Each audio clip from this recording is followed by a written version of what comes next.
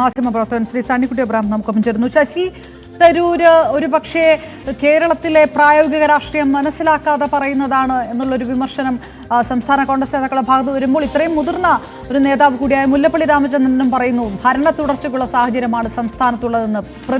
കൂടുതൽ പ്രതിസന്ധിയിലാകുന്നോ സംസ്ഥാന കോൺഗ്രസ് നേതാക്കൾ, കൂടുതൽ വെട്ടിലാകുന്നോ മുല്ലപ്പള്ളിയുടെ പരാമർശത്തോടെ? ശ്രീ സണ്ണിക്കുട്ടി അബ്രഹാം, അദ്ദേഹം ഏതർത്ഥത്തിൽ, ശ്രീ മുല്ലപ്പള്ളി രാമചന്ദ്രൻ ഏതർത്ഥത്തിലാണ് അങ്ങനെ പറഞ്ഞത് എന്നെനിക്ക് മനസ്സിലാകുന്നില്ല. ഇപ്പോൾ അങ്ങനൊരു ഭരണ തുടർച്ചയ്ക്കുള്ളൊരു സാഹചര്യം ഉണ്ടോ ഇല്ലയോ എന്നൊക്കെ പറയാറായിട്ടുണ്ടോ? ഇപ്പോൾ പാർലമെന്റ് തെരഞ്ഞെടുപ്പ് കഴിഞ്ഞിട്ട് ഇത്രയും മാസങ്ങളെ ആയിട്ടുള്ളൂ. അതിനുശേഷം ഒരു പ്രധാനപ്പെട്ട ഒരു സർവേ വന്നപ്പോൾ, അതായത് ഇന്ത്യ ടുഡേയുടെ സർവേ, അപ്പോഴും ജനങ്ങളുടെ മൂഡ് ഇതുവരെ മാറിയിട്ടില്ലെന്നാണ് അതിൽ നിന്ന് mood off the India survey, അതിലും അങ്ങനെയാണ് പറയുന്നത്. ഇപ്പോൾ ഇനി ശശി തരൂർ ഇങ്ങനെ ഒരു എതിരഭിപ്രായം പറഞ്ഞതുകൊണ്ട്, ഒരു വിഘടിച്ച് നിൽക്കുന്നത് കൊണ്ട്, അല്ലെങ്കിൽ ഒരു വ്യത്യസ്തമായൊരു സമീപനം എടുത്ത് നിൽക്കുന്നത് കൊണ്ട് കോൺഗ്രസിന്റെ സാധ്യതകളും മങ്ങിയിട്ടുണ്ടോ എന്നൊക്കെ ചോദിച്ചാൽ എനിക്കറിയത്തില്ല എന്തുകൊണ്ടാണ് മുല്ലപ്പള്ളി അങ്ങനെ പറഞ്ഞത് എന്നുള്ളത്. ഞാനത് മുഴുവനായിട്ട് കേട്ടില്ല. അദ്ദേഹത്തിന്റെ പ്രതികരണത്തിന്റെ അർത്ഥം സത്യം പറഞ്ഞാൽ എനിക്ക് മനസ്സിലായില്ല. പിന്നെ ചില നേതാക്കൾക്കൊക്കെ ഞാനില്ലെങ്കിൽ പിന്നെ പ്രളയമാണ് എന്നൊരു തോന്നല് പല നേതാക്കൾക്കും വേണമെങ്കിൽ ശ്രീ സണ്ണിക്കുട്ടി അബ്രഹാം ആ ബൈറ്റ് വേണേ നമുക്കൊന്ന് പ്ലേ ചെയ്യാം, താങ്കൾക്ക് കേൾക്കാമല്ലോ ക്ലിയർ ആയിട്ട്, പ്ലീസ്.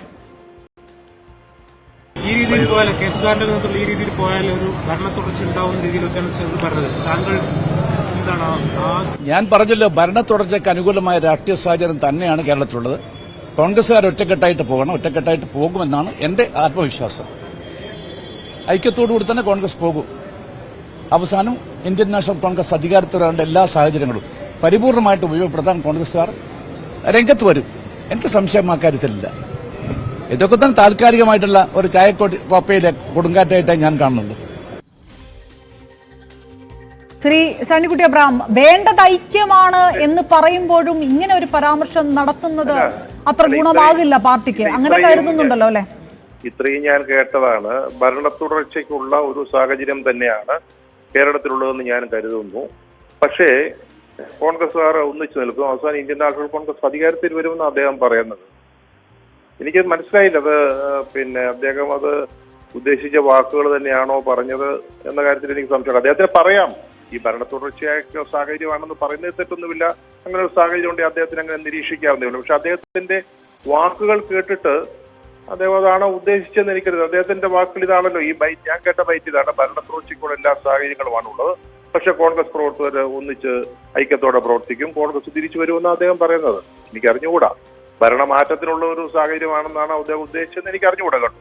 പക്ഷേ ഞാൻ ഒരു കാര്യം പറയാം, ഈ ശശി തരൂറിനെ പോലെയൊക്കെയുള്ള ആളുകൾ ഈ അവസാന നിമിഷങ്ങളിൽ ഉണ്ടാക്കുന്ന ഇത്തരത്തിലുള്ള കച്ചറ, അത് യാതൊരു സംശയമില്ല. അത് ഏത് രാഷ്ട്രീയ പാർട്ടിയാണെങ്കിലും, അതൊരു CPM ആണെങ്കിലും കോൺഗ്രസ് ആണെങ്കിലും, അവസാന നിമിഷങ്ങളിൽ ഇതുപോലൊക്കെ ഉണ്ടാകുന്ന പിന്നെ സംഭവ വികാസങ്ങളൊക്കെ ആ പാർട്ടിയുടെ സാധ്യതകളെയൊക്കെ ഇടിക്കും. ഓർമ്മയുണ്ടല്ലോ, ഉമ്മൻചാണ്ടി സർക്കാരിന്റെ അവസാന കാലത്ത് പാർട്ടിക്കുള്ളിൽ നിന്ന് തന്നെ ഉണ്ടായ പ്രശ്നങ്ങള്, പാർട്ടിക്കുള്ളിൽ നിന്നുള്ള വിമർശനങ്ങള്, അവസാന നിമിഷം സ്ഥാനാർത്ഥിയെ മാറ്റിയത്, 3-4 സീറ്റുകളിലെ സ്ഥാനാർത്ഥികളെ പെട്ടെന്ന് അംഗീകരിച്ച സ്ഥാനാർത്ഥികളെ മാറ്റുന്നു. അതൊക്കെ അന്ന് ആ തെരഞ്ഞെടുപ്പിൽ അവര് ആ മുന്നണിയെ UDF-നെ വളരെ ദോഷമായിട്ട് ബാധിച്ച കാര്യങ്ങളാണ്.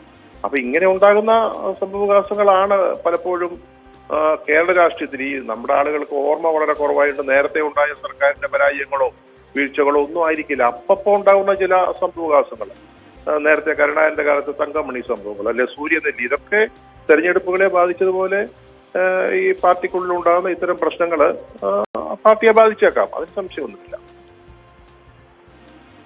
റൈറ്റ്, വളരെ നന്ദി ശ്രീ സണ്ണിക്കുട്ടി അബ്രഹാം പ്രതികരിച്ചത്. അനീഷ് കുമാറിലേക്ക് വീണ്ടും. അനീഷ്,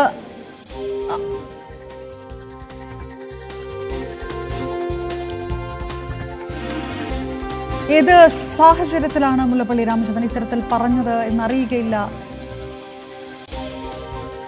എന്നുകൂടിയാണ് സണ്ണിക്കുട്ടി അബ്രഹാം അടക്കമുള്ളവർ പ്രതികരിച്ചിരിക്കുന്നത്. ഏതായാലും ശശി തരൂർ